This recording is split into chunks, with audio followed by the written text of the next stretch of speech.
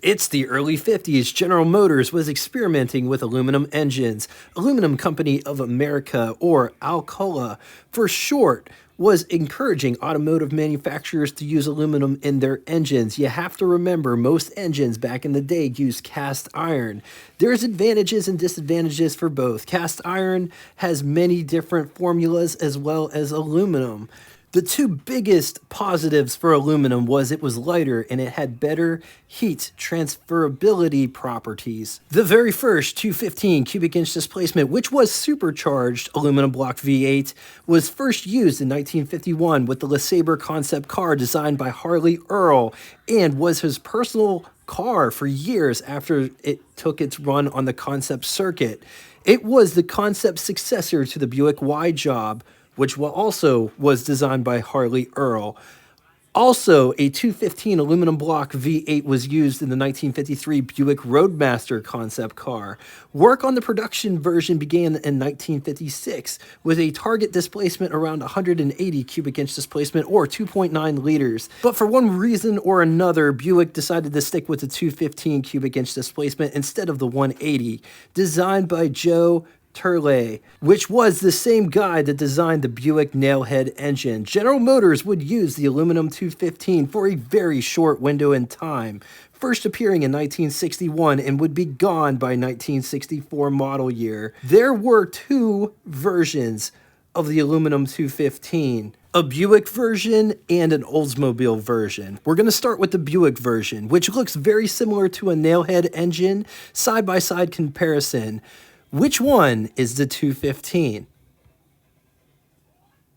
The easiest way to tell the difference between the two is the distributor on the Nailhead from 1953 through 1966 is at the rear, whereas it's mounted up front on the 215. General Motors would use a special formula when casting the aluminum block, GM 4097-M, containing 11 to 13% silicon and 1% copper. The block used 8 iron cylinder liners that were cast in place when the block was poured with serrations and or ridges on the outside of the liners to help it lock it in place. Some aluminum engines didn't use that technique and they would delaminate over time, and this was to combat that. Used dished pistons and a machined combustion chamber with valves more inward towards cylinder center. Spark plugs placed near the center of the chamber. The 215 was an over square design with a bore of 3.5 inches and a stroke of 2.80 inches, and bore centers were 4.24 inches.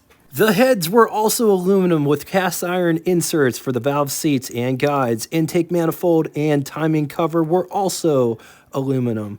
This engine was pretty compact, measuring 28 inches long, 26 inches wide, 27 inches tall, which is the same as a small block Chevy, but unlike the small block Chevy, this thing only weighed 318 pounds dry. At the time, it was the lightest mass-produced V8 in the world. 215 cubic inch displacement overhead valve, aluminum V8, 3.5 liters. It's good for 155 horsepower with a 2-barrel carburetor. It could make up to 200 horsepower with a 4-barrel carburetor in 1963 at 4,600 RPM, up to 240 pound-feet or 325 newton meters at 2,400 RPM, with a bore of 3.5 inches and a stroke of 2.80 inches. Compression is anywhere between 8.8 to 1 to 1025 to 1.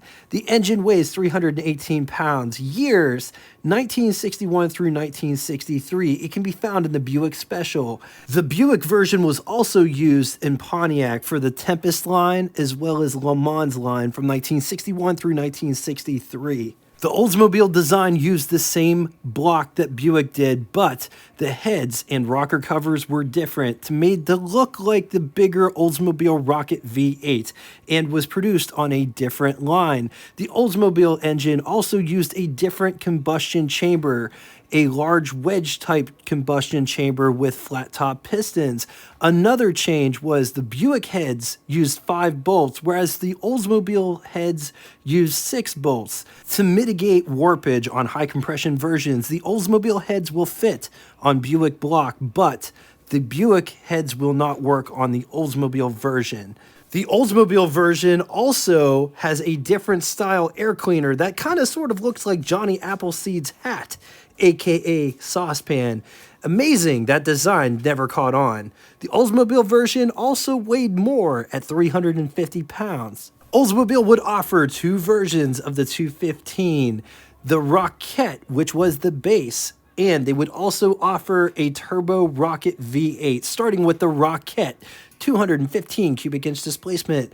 Oldsmobile Rocket V8, 3.5 liters. It's good for anywhere between 155 horsepower with a 2-barrel carburetor or up to 195 horsepower with a 4-barrel carburetor at 4,800 RPM, up to 235 pound-feet or 319 Newton meters, 3,200 RPM with a bore of 3.5 inches and a stroke of 3.80 inches. Compression is 1075 to 1. Engine weighs 350 pounds. Years 1961 through 1963. Oldsmobile would offer a turbocharged version, which was available only in the Jetfire. It produced 1 horsepower per cubic inch. 215 horsepower, 4,800 RPM, 300 pound-feet, or 407 Newton meters at 3,200 RPM.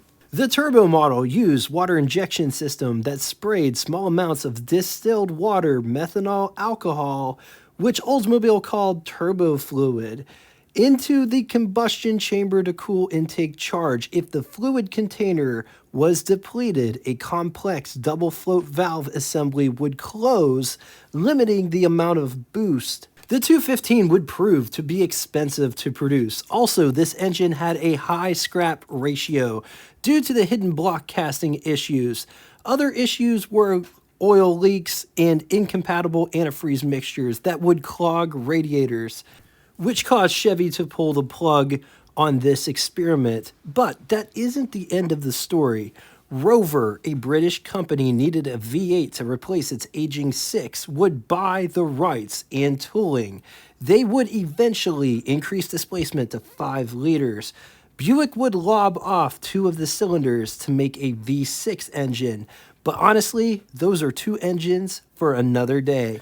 All right, now it's time for Would You Rather 2 scenarios today. In the first scenario, Wagon Showdown, 1961 Buick Special Wagon, or 1961 Pontiac Tempest Wagon, or 1961 Oldsmobile F85 Wagon. I'm going to leave this here for a minute. If you need more time, feel free, pause the video.